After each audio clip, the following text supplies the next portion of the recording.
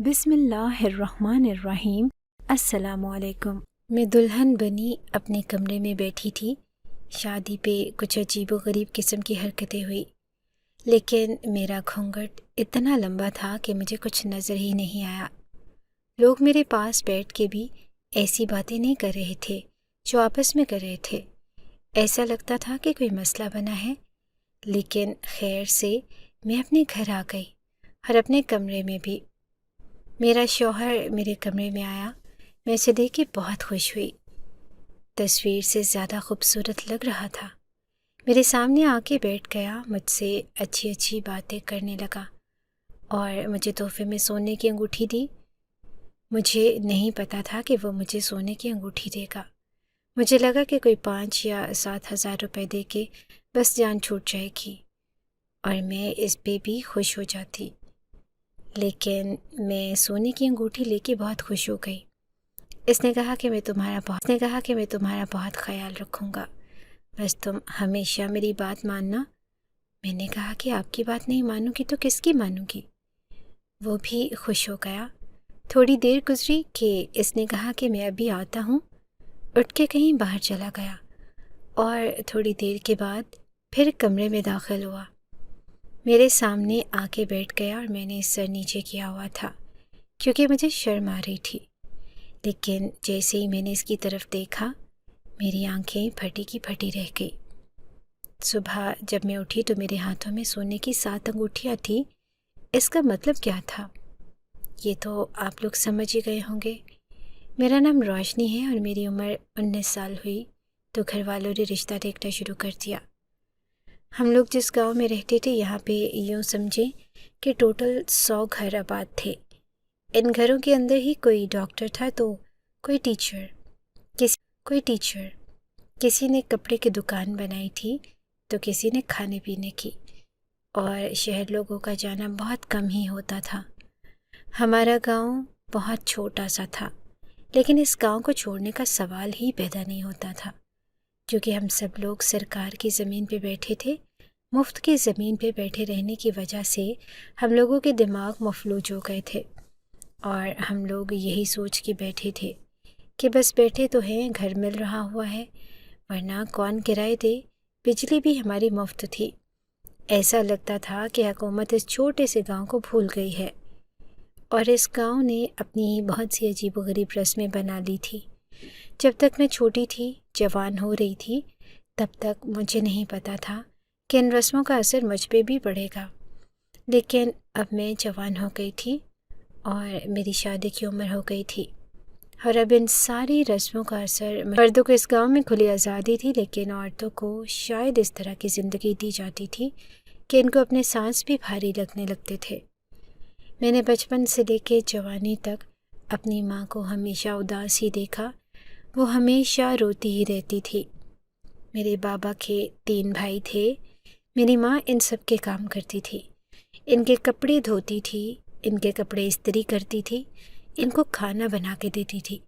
कभी कभी वो मेरी माँ से झगड़ा भी करने लगते और मुझे समझ नहीं आती थी कि ये मेरी माँ से बाबा की तरह क्यों झगड़ा करते हैं।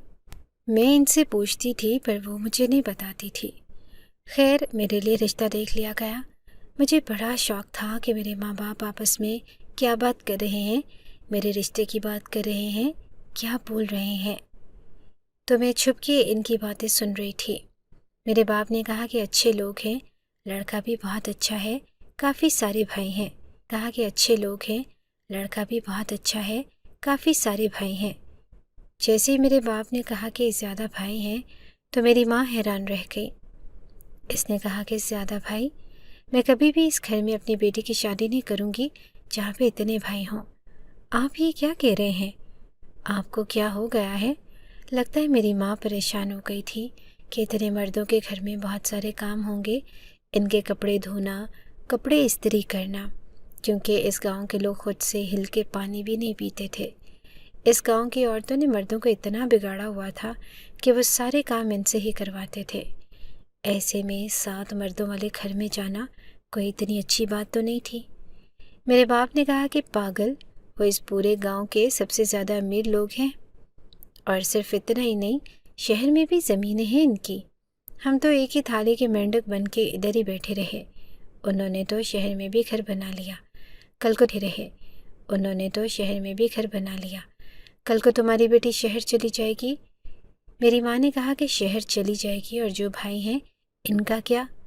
نہیں نہیں، میں نے اس گھر میں اپنی بیٹی کی شادی نہیں کرنی۔ میری ماں شاید بھول گئی تھی کہ میری ماں کو اتنا بولنے کی اجازت نہیں تھی، اور ان کی اتنی بات کسی نے نہیں سنی تھی۔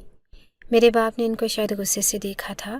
اس کے بعد میری ماں کی آواز ہی نہیں آئی، اور صبح میری ماں نے مجھے لڑکے کی تصویر دکھا دی اور کہا کہ یہ لڑکا ہے جس کے ساتھ تیری شادی کر رہے ہیں، لیکن اس کے بھائی ہیں۔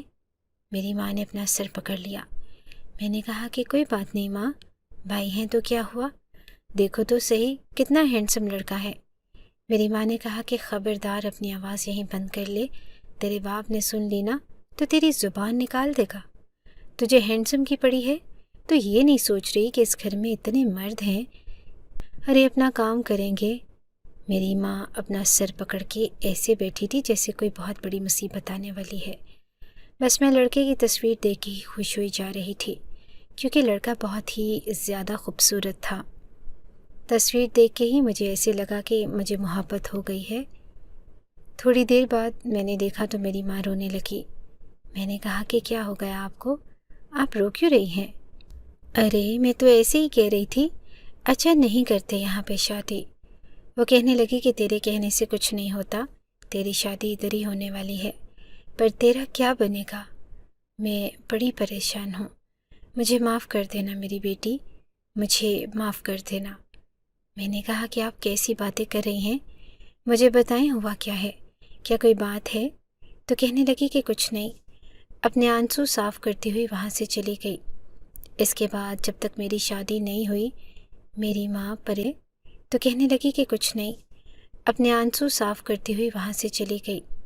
اس کے بعد جب تک میری شادی نہیں ہوئی میری ماں پریشان ہی رہی، بار بار روتی تھی۔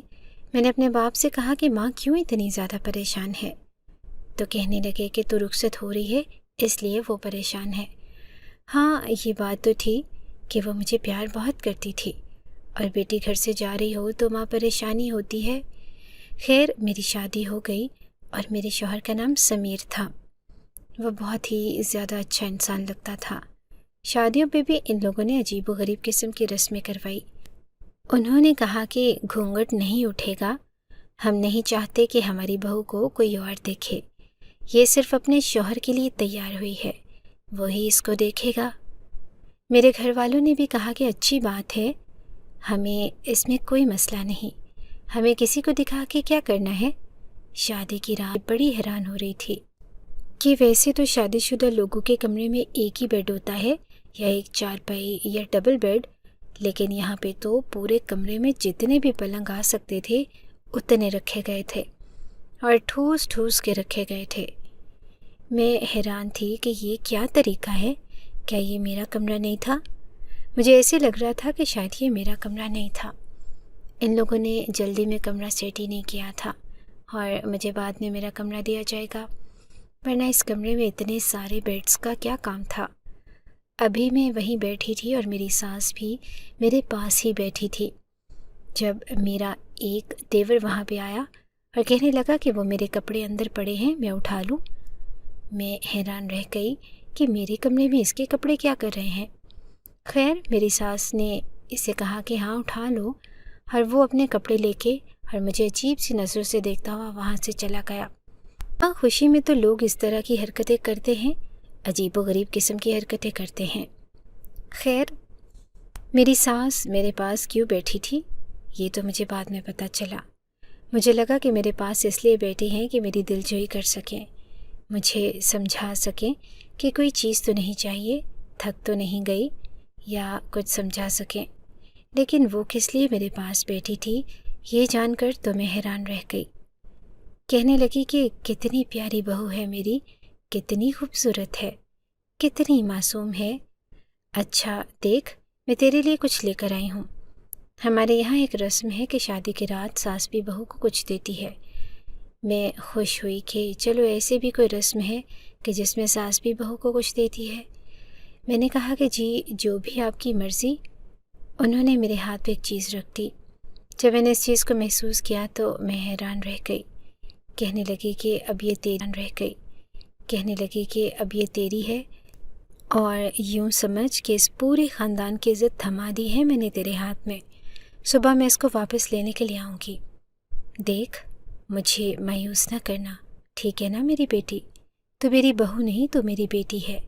تجھے کوئی بھی تنگ کرے تو انہیں مجھے بتانا ہے، میں ان کے کان کھینچوں گی، لیکن تھوڑی میری بات بھی ماننی ہے۔ صبح لینے آؤں گی میں اس کو واپس۔ یہ ایک ایسا تحفہ تھا جس کو وہ ابھی دے کر کہہ رہی تھی کہ صبح واپس لینے کے لیے آئیں گی۔ میرا ماتھا وغیرہ چوما، مجھے پیار کیا، میری تعریفیں کی اور میرے پاس دودھ کا پورا جگ رکھ کے گئی۔ میں نے کہا کہ ماں جی، یہ دودھ اتنا سارا کیوں رکھا ہے آپ نے؟ یہ تو خراب ہو جائے گا۔ تو کہنے لگیں کہ نہیں، تم پینا نا، تمہارا شوہر بھی پیے گا۔ میں حیران تھی کہ پورا جگ بھر کے کون پیے گا؟ یہ تو وہ پرانے زمانے کا جگ تھا جو بڑا سا ہوتا تھا۔ اسٹیل کا بنا ہوا تھا، شاید تانبے کا تھا۔ اس کے اندر تو کم سے کم بھی 10-15 گلاس دودھ تھا۔ ہم لوگوں نے کتنا ایک دودھ پی لینا تھا۔ میرا تو ویسے ہی کچھ کھانے پینے کا دل نہیں کر رہا تھا۔ میں نے ان کو کہا کہ یہ لے جائیں، خراب ہو جائے گا، پر وہ ہنسنے لگے۔ انہوں نے کہا کہ نہیں خراب ہوگا، ارے ایک قطرہ بھی نہیں بچے گا۔ اتنا کہہ کے وہ وہاں سے چلی گئی، کیونکہ اس دودھ کے اندر انہوں نے کوئی ایسی چیز ڈالی تھی کہ ہم اسے پاگلوں کی طرح پی جاتے۔ خیر، اب تو میرا بالکل بھی پینے کا دل نہیں کر رہا تھا۔ میں نے شاپر ہٹایا اور جب اس چیز کو اندر سے دیکھا تو اپنا سر پکڑ لیا۔ 4 سیکنڈ تو میرا دماغ جیسے بند ہی ہو گیا تھا، لیکن اس کے بعد مجھے سمجھ آ گئی کہ یہ کیا ہے اور وہ کیا کروانا چاہتے ہیں۔ مجھے اچانک سے عجیب سا لگا، وہ کہ ہمارے گاؤں میں تو یہ سب کچھ ہوتا ہی رہتا ہے۔ پہلے بھی ہماری ایک کزن تھی، اس نے ہمیں یہ بات بتائی تھی، بلکہ وہ ہمیں بتا رہی تھی تو میری ماں نے سن لی تھی، اور اس نے کہا تھا کہ جوان لڑکیوں کو ایسی باتیں نہیں بتاؤ، نہیں تو یہ شادی سے ڈر جائیں گی، اور پوری بات نہیں بتائی تھی۔ لیکن اب مجھے پوری بات سمجھ آ گئی تھی۔ ہمارے گاؤں کی یہی رسم تھی جو سب عورتوں کے ساتھ ہوتی تھی، اب میرے ساتھ بھی ہونے والی تھی، کیونکہ اس شاپر کے اندر اور کچھ نہیں بلکہ ایک سفید کلر کی چادر تھی۔ پوری چادر نہیں تھی، لیکن یوں سمجھ لیں کہ دوپٹے سے تھوڑی بڑی تھی۔ میں نے اسے ایک سائڈ پہ رکھ دیا اور اپنا سر پکڑ کے بیٹھ گئی۔ سوچنے لگی کہ یہ شادی، یہ بیاہ بس سننے میں ہی اچھا لگتا ہے، اصل میں تو میٹھی چھری ہوتی ہے۔ ابھی پتہ نہیں آگے کیا کیا ہونے والا تھا، لیکن کہتے ہیں کہ جہاں 70% ضلالت ہوتی ہے وہاں 30% سکون بھی ہوتا ہے، اور میرا شوہر بہت ہی خوبصورت تھا۔ میں اسی کے بارے میں سوچنے لگی تاکہ میرا دماغ تھوڑا ریلیکس رہے، کیونکہ ایک وہی چیز تھی اس سارے رشتے اور ان سارے معاملات میں جو مجھے یہ محسوس کرنے پہ مجبور کر رہا تھا کہ میرے ساتھ اتنا بھی برا نہیں ہوا۔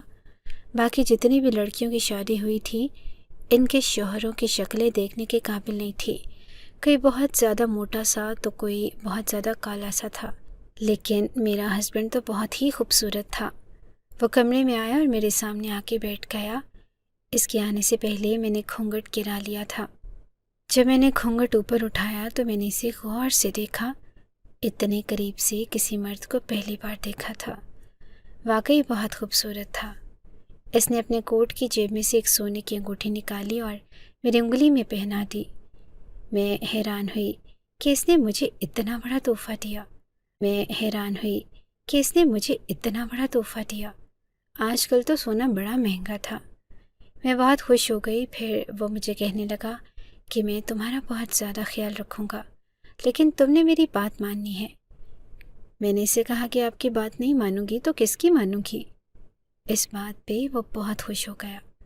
پھر مجھ سے کچھ اور پیار بھری باتیں کرنے لگا۔ کچھ دیر ہم لوگ ایک دوسرے کے ساتھ بیٹھے۔ اس نے ایک گلاس دودھ بھی پیا تھا۔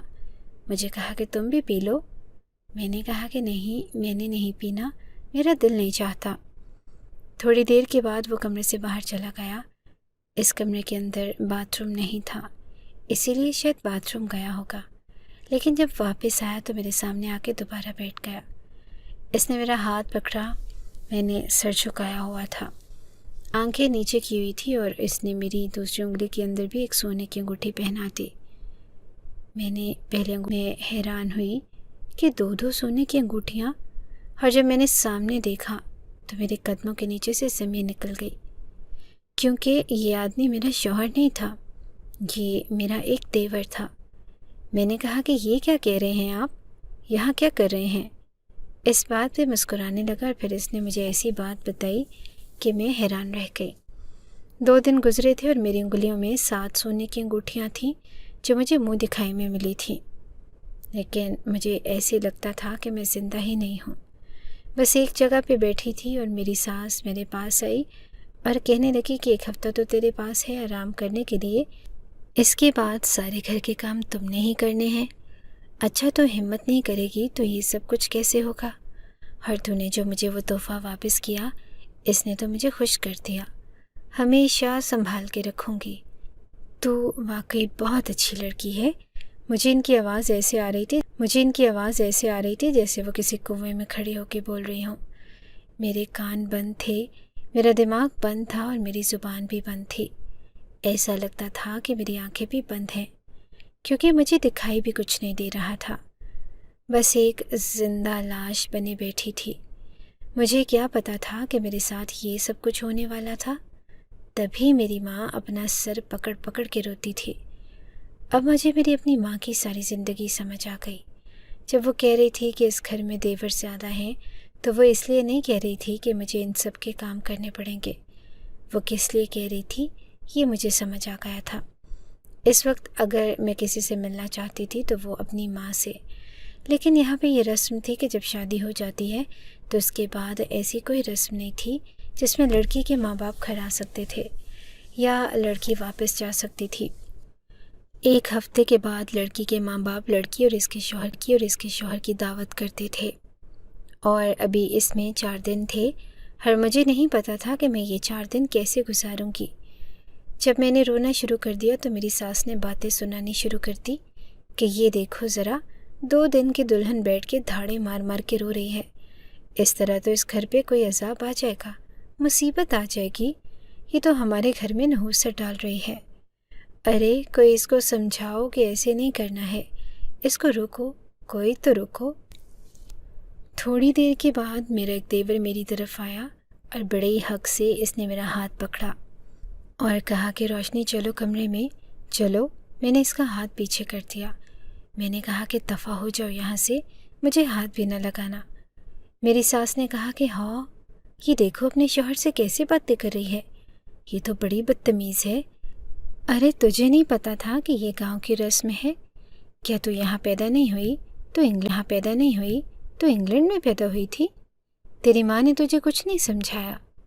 ٹھیک ہی تو کہہ رہی تھی وہ کہ جب یہاں پر یہ سبھی کچھ ہوتا تھا تو پھر میری ماں کا مجھے سمجھانا چاہیے تھا نا، مجھے بتانا چاہیے تھا۔ یہ غلطی میری ماں کی تھی کہ اس نے مجھے کچھ بھی نہ بتایا۔ مجھے پہلے ہی بتا دیتی اور کچھ نہیں تو میں زہر ہی کھا لیتی، مجھے یہ زندگی تو نہ جینی پڑتی، اور میں سچ مچ زہر کھا لیتی کیونکہ یہ زندگی تو بہت بری تھی۔ میں اس کے 2 دن گزار کے ہی بحال ہو گئی تھی، پوری زندگی کیسے جی سکتی تھی؟ نہیں، میں یہ نہیں کر سکتی تھی، میرے اندر اتنی ہمت نہیں تھی۔ میرا یہ والا دیور وہاں سے چلا گیا تو وہ شخص آگے بڑھا جس کے ساتھ میری شادی ہوئی تھی، جس کو میں اپنا شوہر سمجھتی تھی، باقی سب کو نہیں، اور وہ سمیر تھا۔ سمیر نے میرا ہاتھ پکڑا، کہا کہ چلو اندر چلتے ہیں۔ اس کو بھی ناراضگی دکھائی۔ اس نے کہا کہ روشنی میری بات سنو، کمرے میں چلتے ہیں۔ وہ مجھے کمرے میں لے آیا اور اس نے مجھے بٹھایا، مجھے پانی پلایا، میرے آنسو صاف کیے۔ کہنے لگا کہ کیوں رو رہی ہو؟ میں نے کہا کہ کیوں رو رہی ہوں؟ آپ کو نہیں پتا کہ میں کیوں رو رہی ہوں؟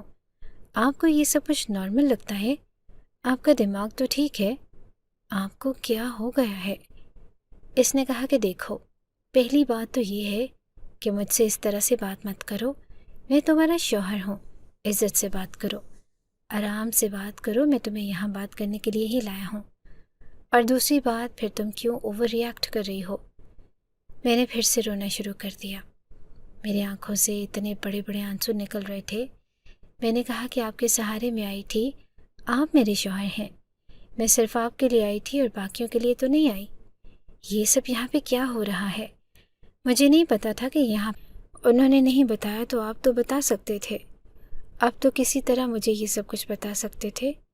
میں آپ سے شادی نہ کرتی، میں خودکشی کر لیتی۔ اور کہنے لگا کہ تمہیں پتہ ہے جہاں پر ایک انسان خودکشی کرتا ہے وہاں پہ عذاب آ جاتا ہے۔ تمہیں اس گاؤں میں کسی بھی رسم کے بارے میں نہیں پتہ، یہ سب تمہاری ماں کی غلطی ہے۔ اب اس میں ہم کیا کر سکتے ہیں؟ دیکھو یہ سب کچھ بالکل نارمل ہے، تمہاری ماں نے بھی ایسی زندگی گزاری ہے، میری ماں نے بھی، اور اب تمہیں بھی ایسی زندگی گزارنی ہے۔ ہاں یہ بات ہے کہ ہم لوگ یہاں پر زیادہ ہیں، لیکن دیکھو کوئی نہیں مرتا، تم بھی نہیں مرو گی، اور تمہیں تو خوش ہونا چاہیے، تم اتنی خوبصورت ہو، ہم سب مل کے خیال رکھیں گے، تمہیں اتنا لاڑ دیں گے، اتنا پیار دیں گے، جو تم کہو گی وہ کریں گے۔ یہ دیکھو اپنے ہاتھ کو۔ اس نے میرے دونوں ہاتھ پکڑے اور کہا کہ دیکھو سونے کی 7 انگوٹھیاں ہیں۔ اس نے میرے دونوں ہاتھ پکڑے اور کہا کہ دیکھو سونے کی 7 انگوٹھیاں ہیں، روشنی تمہیں تو 1 انگوٹھی بھی نہیں ملنی تھی، اور یہاں تمہارے ہاتھوں میں 7 ہیں، تمہیں تو خوش ہونا چاہیے۔ ہر زندگی میں کسی کے ساتھ کتنا بھی برا ہو جائے پھر بھی کوئی نہ کوئی بات ایسی ضرور ہوتی ہے جس پہ وہ خوش ہو سکتا ہے۔ میں اپنے دماغ میں سوچ رہی تھی کہ میرا شوہر تو بڑا ہی مطمئن بے غیرت ہے، اس کو کسی بات کی فکر نہیں ہے، لیکن میں یہ زندگی نہیں گزاروں گی۔ اس نے کہا کہ دیکھو رونا دھونا نہیں کرو، تم ابھی ابھی دلہن بنی ہو، تمہارے یہاں پہ شروع کے دن ایسے تم روگی تو ہم سب پہ کوئی عذاب آ جائے گا۔ میں نے کہا کہ آ جائے آپ سب پہ عذاب، مجھ پر عذاب آ گیا تو آپ سب پہ کیوں نہ عذاب آئے؟ میں تو کہتی ہوں کہ ایسا عذاب آئے کہ سارے مر جائیں اور ایک دن میں ہی مر جائیں۔ ابھی میں بول ہی رہی تھی تو میرے شوہر نے میرے منہ پہ تھپڑ دے مارا۔ اچانک سے وہ اپنی بات پہ آ گیا۔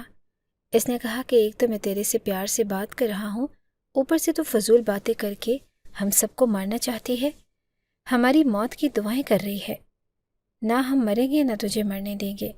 پتہ نہیں کیسی باتیں کر رہی ہے، ایسا لگتا ہے کہ یہاں کی ہے ہی نہیں، کہیں اور سے اٹھ کے آئی ہے۔ لے جاؤں گا تجھے تیری ماں کے گھر، وہ تجھے تفصیل سے سب کچھ بتا دے گی۔ اس کے بعد چوں بھی نہ کرنا، ہمارے سامنے عزت دے رہے ہیں تو اس کو ہضم کرنا سیکھ، نہیں تو تیرا بہت برا حال ہوگا۔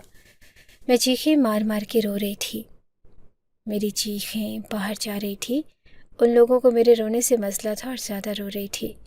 جب انسان کے پاس بدلہ لینے کے لیے کچھ نہیں ہوتا تو پھر وہ اسی طرح کی حرکتیں کرتا ہے۔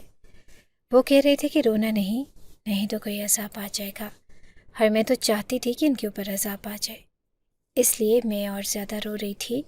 لیکن ایک انسان کتنا رو سکتا ہے؟ اور زیادہ رو رہی تھی، لیکن ایک انسان کتنا رو سکتا ہے؟ میری آواز بیٹھ گئی، گلا بیٹھ گیا، آنکھیں سوج گئی، آنکھوں میں جلن ہونے لگی۔ میں کھانا بھی نہیں کھا رہی تھی اور مجھے لگا کہ کھانا نہیں کھاؤں گی تو یہ لوگ مجھے واپس چھوڑ دیں گے، یا اس سب کو ختم کر دیں گے، یا میری بات مانیں گے۔ لیکن ان لوگوں نے مجھے زبردستی کھانا کھلایا، اور واقعی زبردستی کی۔ میری زندگی تو برباد ہو گئی تھی۔ جیسے پہلے 7 دن گزر گئے، اب ہم سب کی دعوت تھی اور میں اپنی ماں سے ملنے والی تھی۔ مجھے بڑا تیار کروا کے لے گئے تھے، گھر میں بڑا اچھا کھانا بنا تھا۔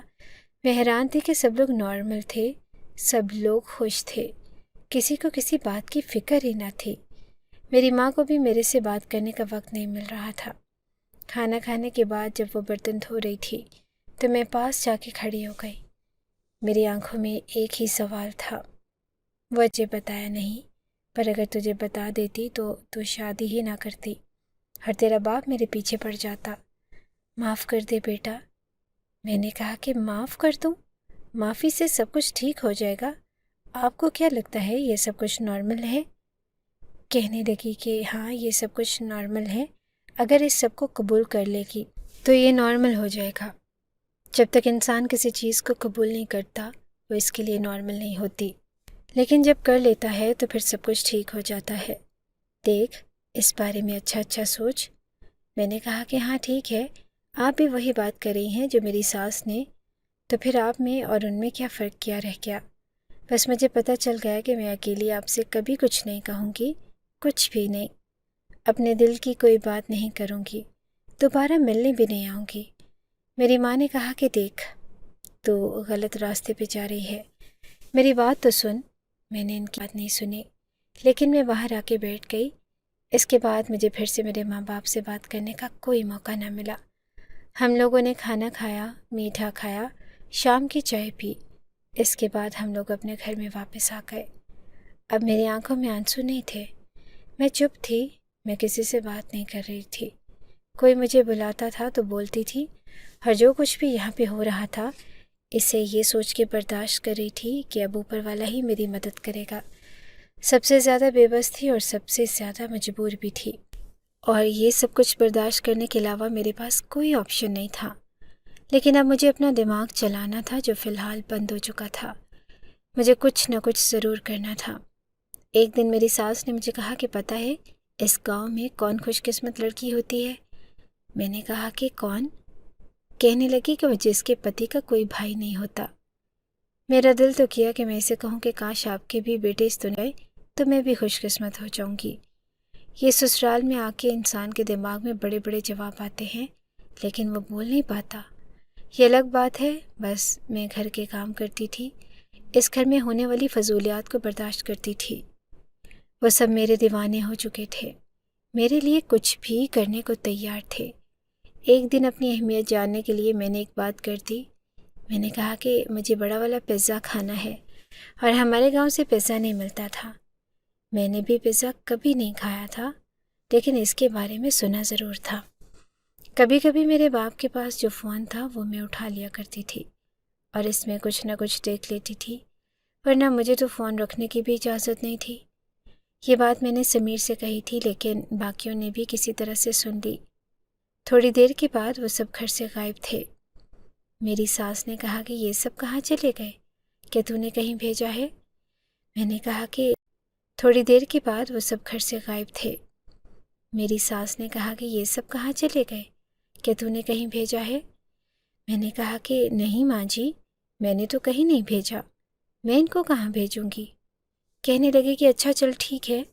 تھوڑی دیر کے بعد وہ باری باری آئے، پورے گھر سے پیزے کی خوشبو آنے لگی۔ میری ساس نے کہا کہ یہ کیا اٹھا کے لے آئے ہو؟ ڈبوں کے اندر یہ کیا چیز ہے؟ کہنے لگے کہ یہ پیزا ہے، پیزا بڑا مزیدار ہوتا ہے، روشنی نے منگوایا تھا۔ میری ساس حیران رہ گئی۔ اس نے کہا کہ تم سب سے پیزا منگوایا تھا؟ تو کہنے لگے کہ نہیں، لیکن ہم سب اس کے لیے لانا چاہتے تھے، اور میں پہلے لے کے آیا ہوں۔ دوسرا کہنے لگا کہ میں پہلے لے کے آیا ہوں۔ تیسرا کہنے لگا کہ نہیں، میں پہلے لے کے آیا تھا۔ ایک کہنے لگا کہ جو بھی پہلے لایا ہو کھائے گی تو وہ میرا والا پیزا، میں نے اسپیشل بنوایا ہے، لیا۔ اور میں بھی سمجھ گئی کہ یہ سارے بے وقوف ہیں، ان کو بے وقوف بنانا آسان ہے۔ کچھ نہ کچھ کر کے میں یہاں سے نکل سکتی ہوں، مجھے یہاں سے نکل جانا چاہیے۔ گھر میں اتنے پیزے پڑے تھے کہ اگلے 4 دن تک ہم سب لوگوں نے وہی پیزا ہی کھایا، بلکہ باقی گاؤں والوں کو بھی کھلایا۔ میری ساس نے مجھے کہا کہ تو نے اچھی حرکت نہیں کی۔ میں نے کہا کہ میں نے تو صرف سمیر سے کہا تھا، مجھے کچھ بھی چاہیے ہوتا ہے تو میں سمیر سے کہتی ہوں، اور کسی سے نہیں کہتی۔ ان سب نے سن لیا تو اس میں میرا کوئی قصور نہیں ہے۔ میری ساس نے کہا کہ تو خوبصورت ہے نا، اس لیے اگر تو خوبصورت نہیں ہوتی تو پھر تجھے پتہ چلتا۔ میں نے کہا کہ ہاں میں ہوں خوبصورت، اچھی بات ہے۔ میں اس طرح سے بات کرتی تھی کہ نہ تو وہ بدتمیزی ہوتی تھی اور نہ وہ احترام ہوتا تھا۔ میرے ساتھ اس گھر میں اتنا برا ہو رہا تھا کہ میں ان سے اس طرح سے بات بھی نہیں کر سکتی تھی۔ میں نے سوچ لیا تھا کہ میں ان میں سے کسی کو بیوقوف بنا کر یہاں سے باہر نکلنے کی کوشش کروں گی، اور جب شہر پہنچ جائیں گے تو وہاں سے غائب ہو جاؤں گی۔ یہ کہنے میں جتنا آسان لگ رہا تھا، کرنے میں اتنا ہی مشکل تھا، کیونکہ یہاں پر بیوی کو باہر لے کے نہیں جایا جاتا تھا، اور شہر تو کوئی بھی نہیں لے کے جاتا تھا۔ ہاں، کبھی کوئی اس دنیا سے جا رہی ہو تو اس کو ہسپتال لے جاتے تھے، لیکن وہ ایک الگ معاملہ تھا، اور وہ میرا دوسرا آپشن تھا کہ میں بیماری کا ناٹک کروں اور مجھے ہسپتال لے جایا جائے۔ لیکن اس میں بہت رسک تھا، کیونکہ یہاں پہ بھی 1-2 ڈاکٹر تھے، وہ بتا دیتے ہیں کہ بیمار نہیں اور میرا جھوٹ پکڑا جاتا۔ اس لیے مجھے کوئی ایسا پلان بنانا تھا جس میں رسک کم ہو۔ میرے لیے یہ سب کچھ تھا تو بڑا مشکل، لیکن پھر بھی میں پلان بنانے میں کامیاب ہو گئی۔ اور ان میں سے جو سب سے زیادہ بے وقوف اور نانا تھا، اس کو میں نے کہا کہ مجھے باہر جانا ہے، مجھے شہر دیکھنا ہے، بس ایک دن کے لیے صبح جائیں گے، شام کو آ جائیں گے۔ کہنے لگا کہ ہاں ٹھیک ہے، کسی کو پتہ بھی نہیں چلے گا۔ اس شادی کو 2-3 مہینے ہو گئے تھے، تب کہیں جا کے میں یہ پلان بنانے میں کامیاب ہوئی تھی اور اب اس پہ عمل بھی کرنے والی تھی۔ ہم لوگ شہر بھی پہنچ گئے تھے، لیکن تھوڑی دیر کے بعد میری طبیعت خراب ہو گئی۔ وہ وہیں پہ مجھے کہیں ہسپتال لے گیا اور ڈاکٹر نے کہا کہ میں ماں بننے والی ہوں۔ تو میرے قدموں کے نیچے سے زمین نکل گئی، کیونکہ یہ میرے اوپر ایک بہت بڑا عذاب تھا۔ ڈاکٹر یہی سمجھی کہ یہی میرا شوہر ہے جس کے ساتھ یہ آئی ہے، اور مجھے بتایا کہ فی الحال سب کچھ ٹھیک ہے۔ اس نے کہا کہ یہ تو بہت بڑی خبر ہے، چلو واپس چلتے ہیں۔ میں نے کہا کہ نہیں، مجھے شہر دیکھنا ہے۔ تو کہنے لگا کہ پاگل، ایسی حالت میں تم شہر میں پھرو گی، پھر کیا ہو جائے گا؟ وہ تو میرا ہاتھ ہی نہیں چھوڑ رہا تھا۔ پتہ نہیں اس کا خیال تھا یا پھر اس کو شک ہو گیا تھا کہ میں یہاں سے بھاگنا چاہتی ہوں۔ وہ مجھے واپس گاؤں لے آیا۔ اس نے کسی کو نہیں بتایا کہ ہم شہر گئے تھے، بس یہ بتایا کہ اس کی طبیعت خراب تھی تو ڈاکٹر کے پاس لے گیا۔ یہ ماں بننے والی ہے۔ میری ساس سب سے زیادہ خوش ہوئی اور باقی سب لوگ بھی بہت خوش تھے۔ یا تو یہ سب لوگ بہت ہی زیادہ فضول دماغ کے لوگ تھے، یا یہ سب پاگل تھے، یا ان سے زیادہ بے وقوف کوئی نہیں تھا۔ یہ کیوں خوش ہو رہے تھے؟ یہ اس بچے پہ خوش ہو رہے تھے کہ کون تھا اس بچے کا باپ؟ کیا ان کو اس بات کا پتہ تھا؟ میری ساس تو اتنی خوشیاں منائی، اپنے گلے سے سونے کی چین اتار کر میرے گلے میں پہنا دی۔ وہ سب بھی میرے لیے پھول لے کر آئے، تحفے لے کر آئے، کپڑے لے کر آئے۔ اتنا سامان تھا کہ کمرے میں رکھا نہیں جاتا تھا۔ سب مل کے میرا خیال کر رہے تھے، لیکن میرے لیے ان کا خیال بھی زہر سے کم نہیں تھا۔ مجھے ان کی شکلیں دیکھ کے نفرت ہوتی تھی، مجھے غصہ آتا تھا، مجھے کہیں باہر نہیں جانے دیا جاتا تھا، سوائے ڈاکٹر کے مجھے کہیں پہ بھی لے کے نہیں جاتے تھے۔ میری کوئی دوست تو ویسے بھی نہیں تھی، کیونکہ اس گاؤں میں ہم سب کی پڑھائیاں بھی گھر پہ ہوئی تھی اور ہمیں کسی کے گھر آنے جانے کی اجازت بھی نہ تھی۔ ہمارے ساتھ جو کچھ بھی ہوا تھا وہ بہت ہی برا اور عجیب ہوا تھا۔ اگر کسی کو بتایا جائے تو وہ کہے کہ تمہارے ساتھ تو پہلے دن سے ہی ظلم ہو رہا ہے، لیکن اس وقت ہمیں وہ ظلم نہیں لگتا۔ ہمیں لگتا تھا کہ سب کچھ نارمل ہے، لیکن اب جو ہو رہا تھا وہ باقاعدہ ظلم تھا، اور اس کو ظلم ہی کہا جاتا تھا۔ شاید پہلے ہمارے دماغ میں اتنی عقل نہیں تھی، لیکن اب عقل ٹھکانے آ گئی تھی۔ میں بڑی پریشان تھی، اب میں کیا کرتی؟ میں نے یہی سوچا تھا کہ میں شہر میں جا کے کہیں گئی تھی۔ میں بڑی پریشان تھی، اب میں کیا کرتی؟ میں نے یہی سوچا تھا کہ میں شہر میں جا کے کہیں پہ غائب ہو جاؤں گی، کچھ بھی کروں گی، کہیں بھی بھاگ جاؤں گی، عورتوں کی کسی سینٹر میں چلی جاؤں گی، اور اگر کچھ نہ کر پائی، کچھ بھی نہ کر پائی، اپنی جان دے کے قصہ ختم کر دوں گی۔ لیکن اب میں اکیلی نہیں تھی، میرے ساتھ ایک اور جان بھی تھی، اور اس کا کیا قصور تھا؟ یہ اس کا قصور نہیں تھا کہ میں اس گاؤں میں رہتی تھی، یہ اس کا قصور نہیں تھا کہ میری ماں نے میرے ساتھ یہ سب کچھ کیا، اور اس کا قصور نہیں تھا کہ اس کے باپ کے اندر بالکل بھی غیرت نہ تھی۔ پر کون سے والے باپ کے اندر؟ میں اپنی زندگی کی سب سے مشکل اور سب سے عجیب صورتحال میں پھنس چکی تھی، اور اب میرے پاس زیادہ آپشن نہیں تھے۔ یہ آپشن تو میری زندگی سے نکل گیا کہ میں اپنے ساتھ ساتھ اپنے مستقبل کو اور اس کو بھی ختم کر دیتی تھی۔ میں ایسا نہیں کر سکتی، غیرت جگانے کی کوشش کرتی ہوں۔ سمیر سے ہی بات کر سکتی تھی، کیونکہ میں اسی کو اپنا شوہر سمجھتی تھی، باقیوں کو نہیں۔ میں نے اس سے بڑے پیار سے بات کی۔ میں نے کہا کہ دیکھو، میں ماں بننے والی ہوں، اگر میرے گھر بیٹی ہوگی تو کہنے لگا کہ بیٹی ہوگی تو اچھی بات ہے، دیکھو ہمارے گھر میں تو اتنے سارے مرد ہیں، ہمیں تو بیٹیاں ویسے ہی اچھی لگتی ہیں، بیٹی ہوگی تو وہ ہم سب کی پری ہوگی، ہم اس کا بہت خیال رکھیں گے، چھوٹی سی پیاری سی بیٹی ہوگی ہم سب کی۔ میں نے کہا کہ میں یہ کہہ رہی ہوں کہ اگر ہماری بیٹی ہوگی وہ بھی کل کو جوان ہوگی، اور اس کی بھی میری جیسی زندگی ہوئی تو تمہیں کیسا لگے گا؟ کہنے لگا کہ مجھے برا نہیں لگے گا۔ کیوں، ہم سب تمہارا خیال نہیں رکھتے؟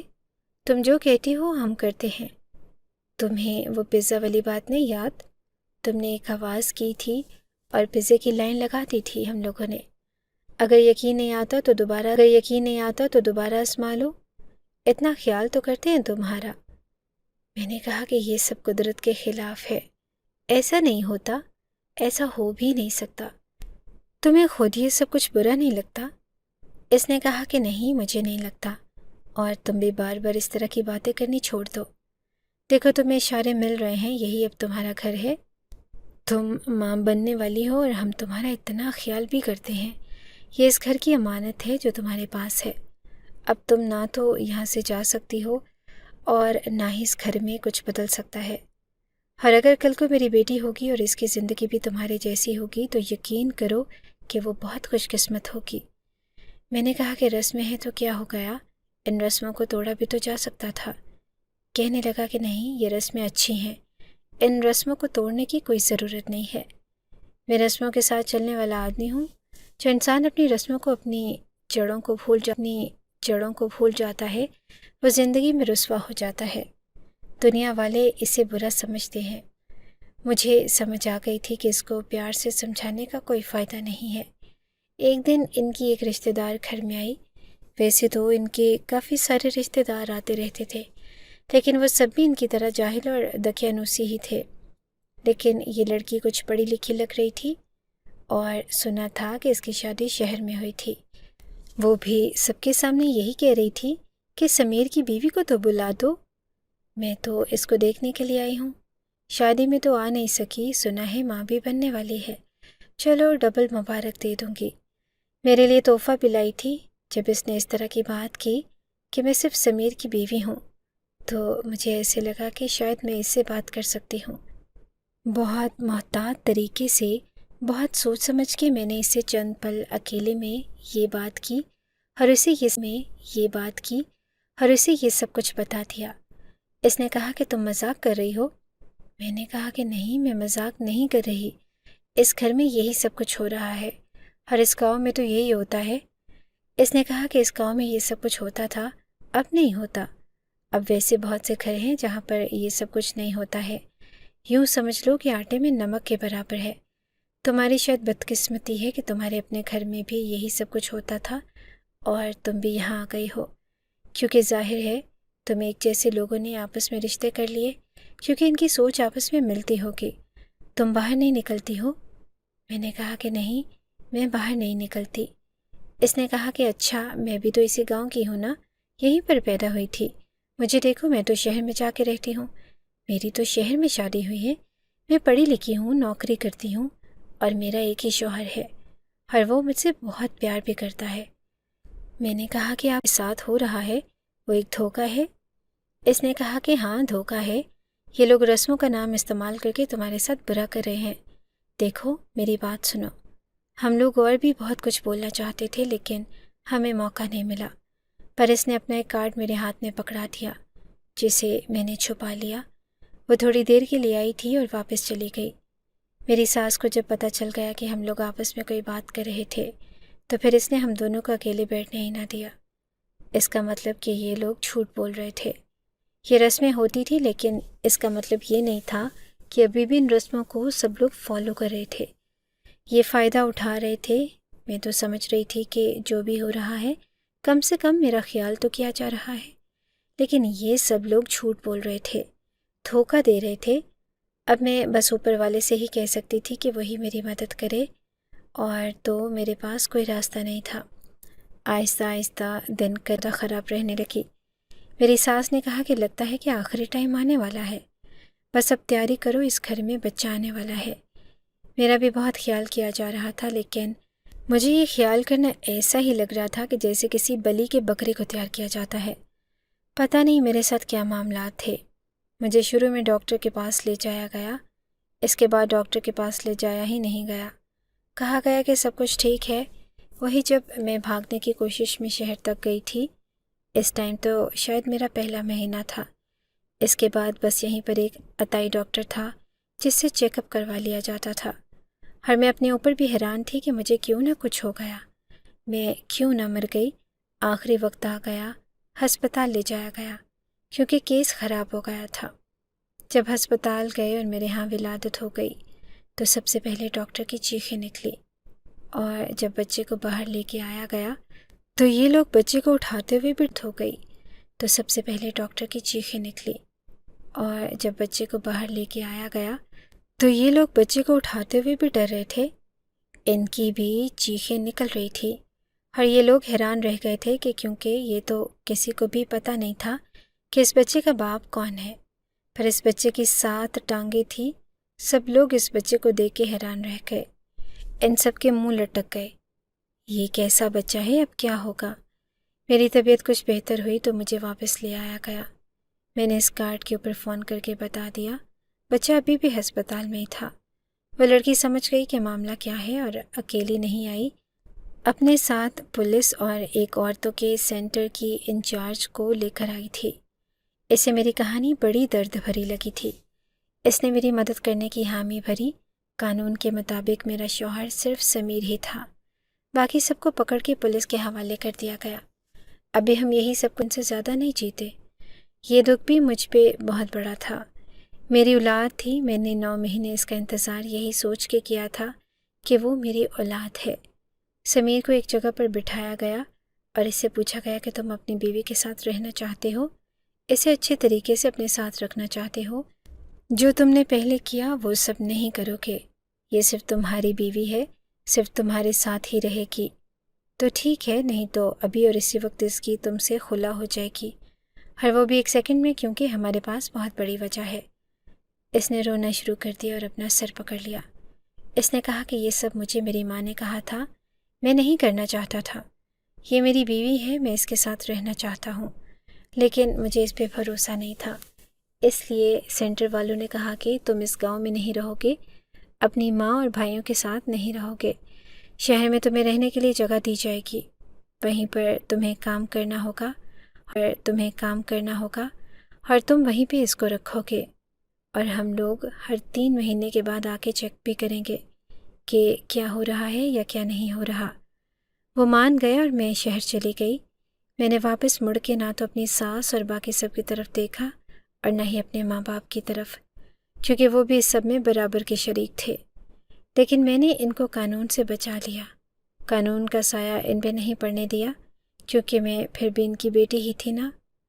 اب میں سمیر کے ساتھ رہتی ہوں اور وہ کافی حد تک بدل گیا ہے، میرے سامنے شرمندہ سا رہتا ہے، اس لیے اس کے ساتھ رہنے میں مجھے کوئی مسئلہ نہیں ہوتا، کیونکہ جو میں کہتی ہوں وہ مان لیتا ہے۔ جب مرد عورت کا گنہگار ہو جاتا ہے تو پھر وہ بہت اچھا شوہر ثابت ہوتا ہے۔ یہ کوئی فلم یا ڈرامہ ہوتا تو شاید میری زندگی سے یہ سب لوگ نکل جاتے اور میں اپنی زندگی گزارتی اور ایک کامیاب عورت بن صرف سمیر ہی تھا۔ اگر آپ کو ہماری یہ کہانی اچھی لگی ہے تو ہماری کہانی کو لائک کیجیے، اور اس طرح کی مزید کہانیاں سننے کے لیے ہمارے چینل کو سبسکرائب کیجیے۔ کہانی سننے کا شکریہ۔ آپ سے ملاقات ہوگی اگلی ویڈیو میں، تب تک کے لیے اللہ حافظ۔